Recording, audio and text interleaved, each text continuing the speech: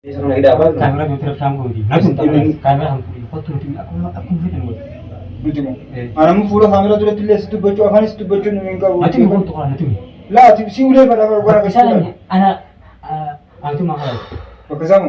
Makam situ. Pakai sana. Saya tuh cuma kena apa tuh ya kan itu berarti itu bangun wallahi. Assalamualaikum warahmatullahi wabarakatuh. Asham harka punya hordoftoota channel tu pigada.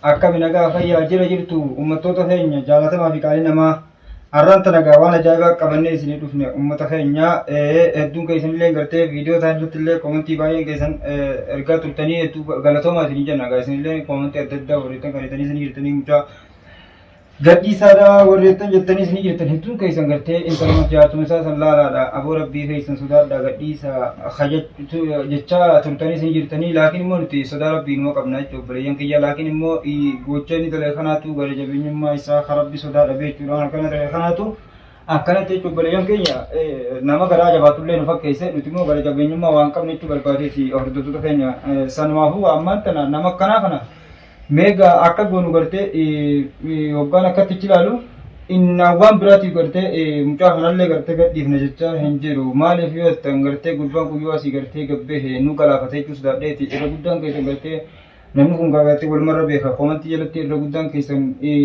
ishee gadhullee jechaa jirtanii anillee gartee akkuma isin jechaa jirtan sanitti hedduu takkaan garabbiitiga rabbiillee rabbumaa jira rabbumaa nama tiisa laakiin immoo gartee fi daddabanii gartee rabbi sakkaban jaaniiti gurballee gartee hedduu takka gartee qixaaxallee qixaannee jira namni kun duuba namni kanatti gartee hijaa keessa kan kun waan hin taane yoo asii gabbee nurratti dalaguunsa waan hin oolleef jecha sodaadheetumaan illeen isa kana gadi hin dhiifnu jechaa jira waan ta'eef obboleeyyan kiyya qaalii tanuma sodaanneeti sanumaafuu gaa gubbaan guyyoo si gabbee yoo nu karri biyoo yaada jahuun qaba aanee jaallatillee gartee gochanni sun durallee gartee irratti dalagee ilaaleetillee inni turee hubuu duraa jechuudha viidiyoo irratti gadi dhiifne malee hedduu akka hin ajjeese jee sikkina qoqqee qabu tokkoon illee itti fiigee jechuudha aboo lubbuun ittiin baasin jeeni hedduu tokkaan irraa qabee jechuu barbaadeeti laakiin immoo har'aan tana aanee jaallatillee gara laaftummaa jechuudha gara haadhaatirraa haati isaatilleen haala teenya yaada ijoo qabate jechuudha ummaan isaa hidhamanii jechuudha taa'u jedhanii Itoophiyaarraa suuraan irratti ergan san dhageetii suuraa gartee Itoophiyaarraa nutti ergan san illee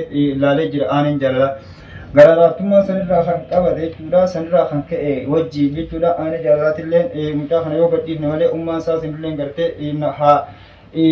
intala gartee siitiin ijjala qaba ilmoo irraa dhaleetiin jira yaada jiru kanaan illee wal qabatee duuba akkamitti akkana goonu yaada jiru qabatee deema jechuudha anillee laakiin immoo yaada kana waa hin fudhanne jechuu barbaadeeti wal dhabbennaa fi aanee jaalalarrattu kanarratti haa jiran hedduu takkaan isuma kanaa gartee mufii jabduun itti qaba sanumaafuu ganaa fi nagishalleen kun as wajjin jira aanee jaalalatti kalaaltanii gartan kana asumaan gartee gara nagishaa tubbiin isin dabarsaa waan isaan jangamee wajjin laalaatiin nufaana turaan isin ijaa hordoftoota keenya qaali.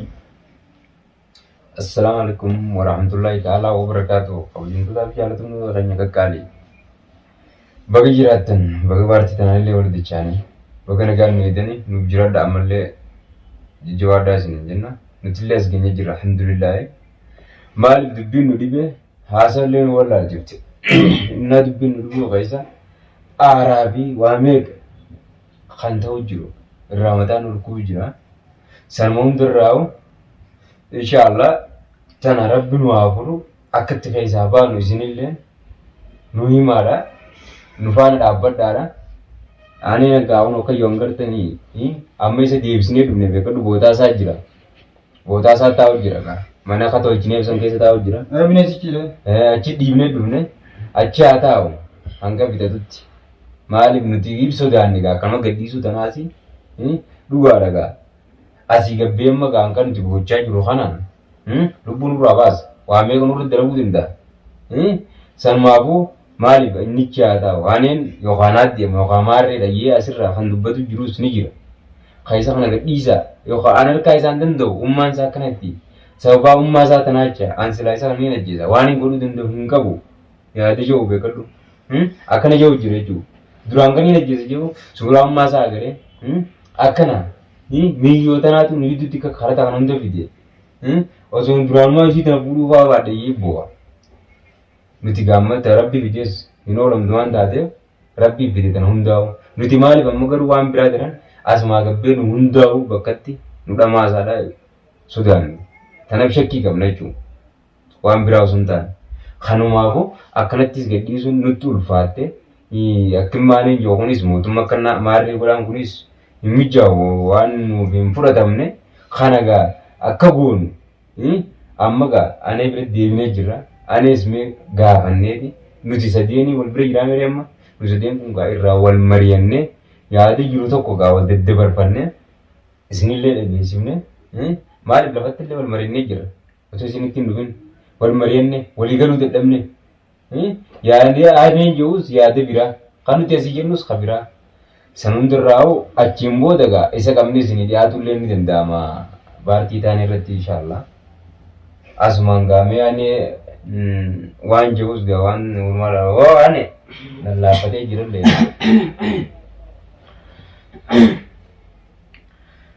Assalamualaikum warahmatullahi wabarakatuh. Audio sudah dhaggeeffattoota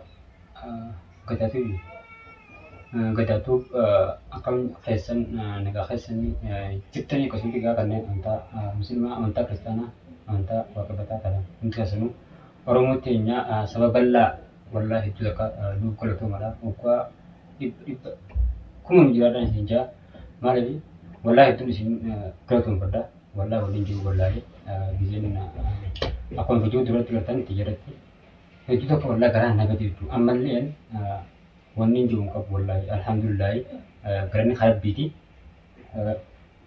tanaaf jecha asumaan dhaamsa tokko isiniif dabarsuu barbaade tokko biratti alhamdulillah rabbi garanni isaa gahu bu'aa bahii miqaasa dabarsee irraan kana fuula kasan dura ana teessisee ana haasisuu jiru jechuudha. Asitti jiru dubbadhu ana haasisuu jiru alhamdulillahi ittaansi ammoo gadaa saba hiyya galatuumu gadaa fi nagishaatu inni hulleen nagishaatu fi an ergumaan fajiin ibbatti argee duraan saahibaa wal beena inni duraan addaan fagoo irraa inni yuutuubara fagoo dalagaa jechuudha nagishaatu jaadha isallee hordofaadhaan hedduu wallaa nama miskiina nama waggaa dhaabbatu nama rahmata nama tokko jechuudha. Kanaaf jecha nama kana qabaachuun waan hedduu tokko bareedaadhaatii akkasumatti isa kanallee dhaqaadhaa jajjabeessa jechuu barbaadee warra isin daawwachaa jirtan hundi kaasanuu gabbu'aadhaa daawwadhaa waan hedduu galakkisaa jira. Akkasumatti egaa isaan kunis haanaaf galatoomanii garuu alhamdulillahi mucaan silaa ana ajjeesen akka nama ana ajjeese bakka ilaala wallaa akka nama diibite bakka ilaala silaa kun ammaan kana mucaa akkatti hidhanii keessa asirru jiran akkuma fiidoo duratti gartan osoo isaa jiruuni bootaa isa deebisanii jechuudha boota qabaa jiranii an dhaabbadha illee ilaalle bakka inni jiru nu beeku bakka isaan geessan hira hammamaa keessa geessanii hira matamaa keessa geessanii akka deebinii azabanii dhufan dhiiggeensa isaa attaatiin dhagee jira keenya wallaahi kisiin ammaan tana itti naqajee uraa na cufan manatti akka itti gabbuu wallaalee mucaan ammoo achi iyya maalifi jara keenya uwwaadha mucaan kun balleessee badii balleessee wani kun waan gamar bitillee shirkiitii waan haraamii garuu waan akka yaada mataa keessatti ana waan kana abbaan dhimma ana jechuudha bareeti kana miidhee kana maraachee ana isaanis habira dhaabbatan ana ni bira dhaabbatan haa galatoomanii wallahi tanaaf jecha bareedu tun rabadaan illeen waan adeemaa jirtu jecha wallahi warra rabadaan nagaan sumarii nagaan baafatee amata hedduu itti deebi'u rabbi nu haa godhu rabbi laala akkasitti warra milkii rabadaanii hin qabu irraa milkaa'ullee rabbi nu haa godhu akkasumatti egaa jara keenya nama dhiiga suugaasee aannan basii jira. Rabbiilleen hin jaalatu. Nuti ammaan ta'an fakkeenyaaf warra miidiyaa tokko miidiyaa fayyadamna viidiyoo marree gallaqimna waan silaa hawaasni keenya nurraa ta'umsa fudhatu takka dalaguu qabna malee namni ilma tokko erga barii waan ilmi namaa tokko waan saba isaatiif ta'uu qaba. Kanaaf jecha anas as booda waan saba keenyaaf ta'uu qabnu san ta'uu qabnaa jeetii yaada malee waan dhaloonni kan hamtu kan dhufilleen nurraa baratu waan hawaasa keenyallee warraa baratan takka hawaasa bashannansiisuu waan hawaasa bashannansiisaa hojjechuudha malee miidiyaa gubbaratti ol baanee akkana godhechaa wal azabuun tun anta haga amma duraatifu toobaa karaa rabbi fayyaa deebiitu rabbi haachaa jira jechuudha sheexaana garuu sheexaanni akka nama goone hin qabu kanaaf jecha gadaatu silkii isaas irraa fuudhanii akkasitti gochuutis wajji qabanii dhugaadhaa haagalatumanii qabuu san tolchan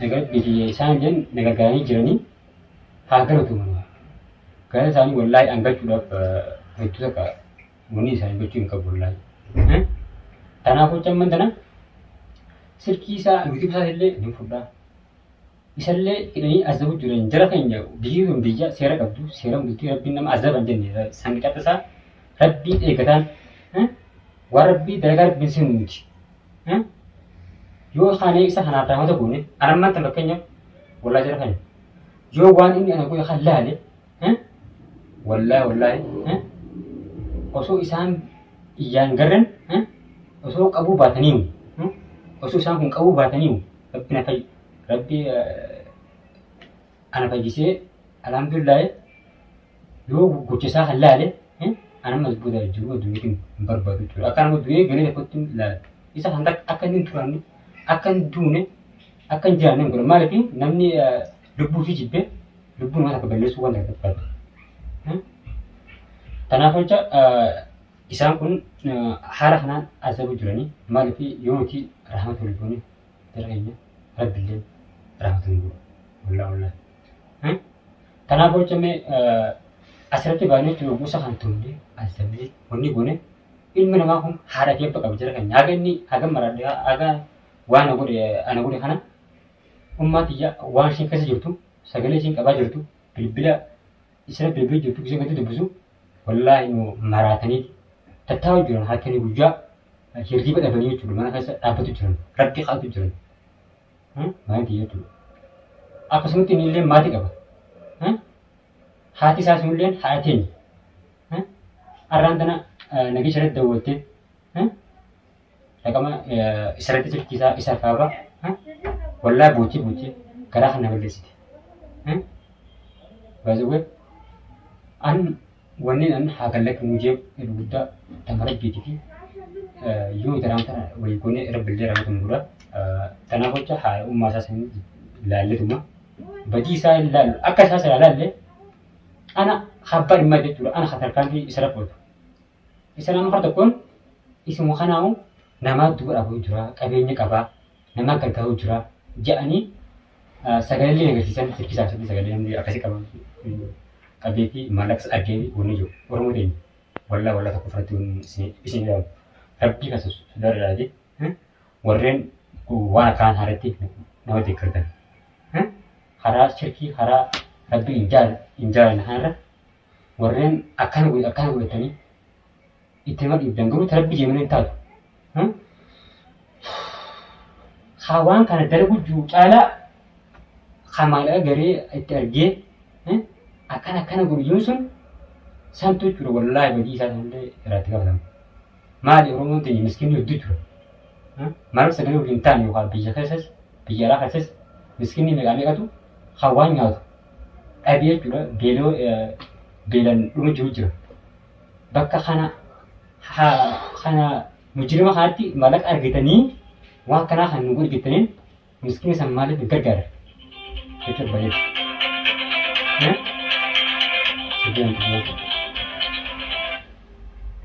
Jechuun barbaade akkasumatti egaa adiifamaa haasaallee isin dhiyeessee jira. Gadaa akkasumatti yuutuuba keenya kanneef ni jira. Yuutuuba keenya irraan fudhu jira keenya. Haa fudhatu yuutuuba haa fudhatu kana addunyaa kanatti wallaahi yoo isaa dalagee jechuudha kan jiru jiru. Naan qoccaatu.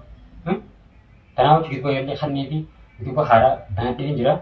Akkasumatti liinkii isin kaa'ee jala gabbuwaadha. Haala saniin ana hordofaa. Kanaafuu jecha galakkisaadhaan iddootti hin jira isaan gadi lakkamu bee ana makoo jiru jechuudha ammallee. Kanaafuu mee waan isaan jiran walumaa lallaasanii illee waan caqasanii Saane. kana dhaggeeffatanii galatuma. Ana mo'anii jechuu barbaade. Nama akka mataa isheetti si godhe kan. Ati akkamitti gartee osoo inni gartee isa kana yookaan gartee nuti gartee sammuu isaa isaan hin tolchine.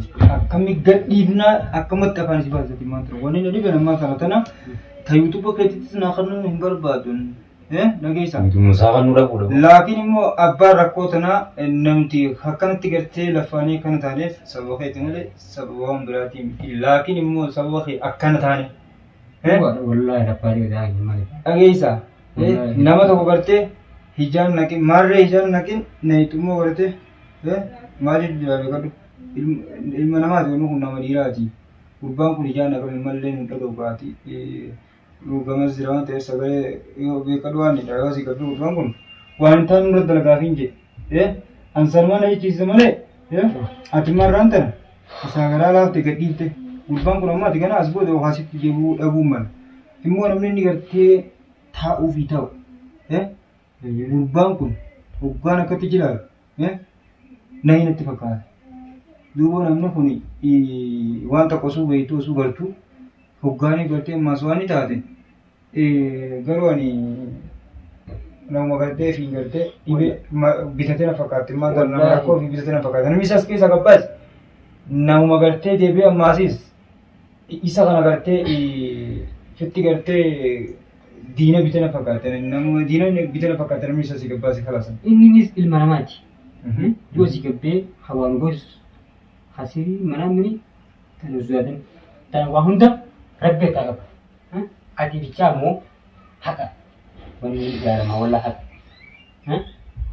Haqa malee yoo inni haqa ni fura qabaatu taate wallaa yoo inni hayni isaa kan bira jiraatu haqa ni fura qabaatu taate yoo si gabbees والله أنا حنا جزء يوم حد Hati sirraan qabu garuu nuun sababa. يوم Sababa. ربين حنا جزء يوم حتى خارج قبل Rabbiin duuba dhukkuba buusee dawaa jala buusee miti. يوم صلى الله Dhukkuba buusee dawaan jala buusee maa. Nama gurbaan kun gartee bitana qabu jira beekte. ولا لا Naarii meesatti na hin أنا جوز جالس من La jaalatti ta'e walii qabnu ni beekan gaddaa keenya la aanee keenya aanee. والله Jaalala jala ni beekna waan. La خلاص. Jaalala qabnu ni beekna. Duuba gurbaa kanaas immoo gubbaa gadhiifne hayyee gadhiisa tahaa jawwaala isaanii kan hinaaf. Hayyee ammaas isa siinee gadhiifne. Oo duuba kan jaanii kan goone. Kan yoo jenni ni. Abbaa rakkootu ijaasaa Waan adigaa an gurbaan amma dhaawoo akka malee dhaawamsanii illee. Meeti kam jettan maal? Dhooyitee adii akka malee dhooyitee ammaa wayii ni ribadee kan rifatu. Chottuu ribadee. Bari isa kana nama haasawuu. Gurbaan kun yoo ni godhate. Ammaa akka malee dhooyitee dhaawamsan irratti ni ribadee. Garuu inni kunis akkana yaa meeqa mil'atu irratti. Ani moo? Waan suuraa lolchiisaa tan ofirraa dhiistee. Ani bar wani nalol lolchiisaa jirtu nagishaa keenya. Gochumanii dalage waan ta'eef. Dhugaadha gochisaa na gocha nama dhiisullee miti. Gocha nama keessaafatullee miti. Gocha nama fayyisullee miti. Maaliif amma haadha isaa tanaa fi shari'aa tanaa mataan cabsu jira boo gurbaan. Tanaan mataa gubbaan buusu dhugaatti jirallee. Mataa gubbaan buusu jira gurbaan hanga qaree gartee namarra gidgaaru jira dhageessaa. Meegaan Waan gara kanarraa. ana bakka naan jedhan. Ammaan tana. Ani gubbaa akka duudhaa ishaa keenya waan biraa waan sodaanne. Gurbaan beekatu tana durallee yoo quba qabda. Gubbaa kanaas olii gadi deemu jira. Namni gartee isa kanallee jala deemee hordofee hattaa kololchisanillee gartee namni dhaamsa sirraatti hin ga'e. Yaamsa gartee isa qabamee kanallee ana. Gurbaan kun tana hunda quba qaba. Waan kana hunda gurbaan kun xiyyeeffannaa guddinarra qabatee jiru gurbaan kun. Sanumaafuu yoo asii gabbee gurbaan gorte yookaan amaraachuun mala. Egaa rabbiitillee namaraas yoo takka maal na godhaan miti ani ilma namaati kun itti rabbii hijaan qabu kun ibaada rabbi Maali sababa waa tasbii subhanallah kan buusu itti na dhageessaa kun. Shayitaana bara. Shayitaana. Maali sittaati wanti akka yoo shakkite yoo osoo ta'eetti waan si yoo shakkite. Hin shakku hin shakku. Uzeeyyaanuu taanirratti amma yaada kun qabu. Yaani qabdu yaada qabdu. Gaafa tokko bishaanii fi summii nama jiruudhaan wal mugaa karaa gubbaa kaanii namni lama osoo karaa deemu jiru jechuudha itti godhan bishaan dabalatanii jechuudha bishaan taa'uun lama tokko summiidha tokko bishaan isaan lachuu bakkuma takkaa bishaan isaanii fuudhaniituma dhugan Hasumni qabu sun bisa dhugu achumatti du'e lafa dheera. Habishaan dhugu sunis achumaan jechuudha isa du'a kan argee achumaan illee baara gaan jechuudha. Du'e sunillee habishaan dhuge sun du'e hasumni dhugu illee ni du'e. Maaliif bishaan wal muka ta'uun tokko malee tokko sumii qaba malee. Dhagaa bishaan dhugni jechuudha jee mucaa jechuudha gaggaba kellafi maal achumaan du'e jechuudha. Maaliif atumaayyuu waan takka jechuudha labbiratti kan ta'e waan feetisan yoo inni asii gabbee jechuudha. Qalbii keetiin shakkuu baattee qalbii keetiin namaa ilma namaatti waan fudhattee yaaduu baattee waan daa'u rabbi muratti dhiittee jechuudha hirkattee akkasitti rahmata namaa goote yoo inni gabbee waan fudhate si dalagee ati rabbisuu jira isa sheexaana jira. Dhugaa nama rabbiin na wajjin jira. Ta rabbiin na wajjin jiraachuu sin falmi ni aboon. Tanuma gurbaa kataan na ejjise malee yaa ani keenya jaalalli durii naafitiin kun yaa waan tana gurbaa kataan na ejjise malee. Duuba gada bara mandanaan. Abang mes mendulu lelaki ni kalau gedi kalah saya kesal. Anak masih berarti naruh je tu mana? Ayah mai itu punya kesal dia. Kerap berat imlej ga. Orang sana senuma saya sana kena je. Anak alah agak imlej kamu gitu deh. Anak masih enggak tu jelas kan? Enggak itu tu nanti mau beran namun lalu jadi nama senuma gunu artian. Awan berak kelas namun lalu jadi ramai. Mana kamu sah? Mana kan? Gurbang aku juga sih kerja berasa ke gurbang. Berasa ke luar wajib apa lagi? Nanti orang berasa ke ni kan? Apa saya semua kamu nani? Aku kisah ke ni gurbang lain ya gurbang nanti. Ayah mesra. Mana itu cuma tanah mana kisah? Aman dan jelas hanya. Anak mau berarti mesti gurbang. Itu tanah tanah merre kasih mida gubra. Iya. Nama urusan ul. Kalau minta kalau kisah, anaknya apa nama? Alas gede mana? Aku angkat aja. Guru mau guru berarti anak. Di rumah bilang gitu tuh jangan jangan mau gurbang agak bisa. Lal. Tuh nama aku tu sebab. Awak sih mana mama nasi ni tu berarti tu gurba. Luputi aja sebab tu mesti kumar buat. Akan mesti cakap nak tahu. Luputi aku tu je. Bisa, makan dia deh. Makan sama itu dia. Gurbang udah lalu di kau bisa cakap ngerti kena wanita tu jadi mana itu berarti. Iya dua mana. Mana mengerti wanita. Amai setiap wanita lah faham video sendiri kan. Lah, isa kana tu bari. Mari dia tengok mana saja. Lah, bo, nada isa nama ni. Simba no. Lah, bari sani tu. Belum mati ni sini gurbang berarti buci. Lagi pun natural les itu jigrami. Gurbang pun angkat kerja berasa saja kerja orang orang tidak lah. Dua kali pasti kerja buci. Hala si wal marian ni hasil ni video tu berarti rapat di hasil ni kan dimana gaya. Mal guna ni wali nak akan firman guna gaya. Ya aku ni kan tu dia mantan kerja. Ani, lagi sami. Guna tu wali kawan. Amma, lagi apa daman? Lah, sani miti. Dua ni wali kawan ni.